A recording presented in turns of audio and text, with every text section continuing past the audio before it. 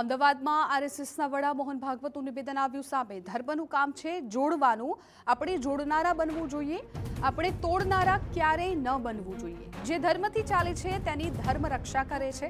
ધર્મની રક્ષા કરવી છે તો જે ધર્મી છે તેની રક્ષા કરો. આ રક્ષા જોડાવાથી જ થશે, શક્તિ તેનાથી જ મળશે.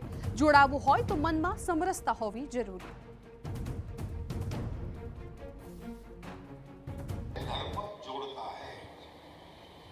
तो हमको जोड़ने वाला ही होना चाहिए, तोड़ने वाला कभी नहीं होना चाहिए.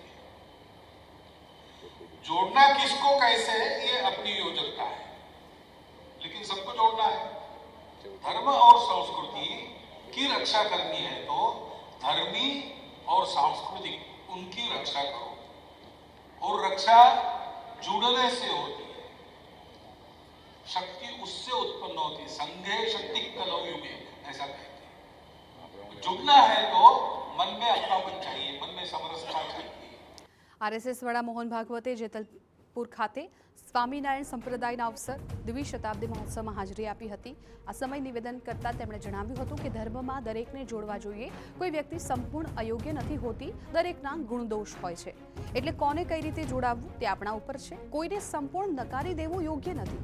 આગળ તેમણે જણાવ્યું હતું કે આગામી સમયમાં સમસ્યાઓના ઉકેલ માટે વિશ્વએ ભારત તરફ નજર દોડાવવી જ પડશે. દુનિયા પાસે સમસ્યાઓનો ઉકેલ નથી તેવું મોહન ભાગવતનું નિવેદન. સમગ્ર વિશ્વને રસ્તો દેખાડવાનું કામ ભારત પાસે જ આવશે. આપણે આ જવાબદારીમાંથી છૂટી ન શકીએ. આજે નહીં તો કાલે આપણે તે કરવું જ પડશે. વિશ્વને રસ્તો બતાવવા માટે આપણે તૈયાર થવાનું છે. ये उपाय है. आज के परिस्थिति में संपूर्ण दुनिया को रास्ता दिखाने का काम भारत के पास ही आने वाला है. इससे हम छूट नहीं सकते. वो हमको आज्ञा तो करना ही पड़ेगा. दुनिया के पास समस्याओं के उत्तर नहीं है. ये हम करेंगे तो हमको ऐसे तैयार होना पड़ेगा.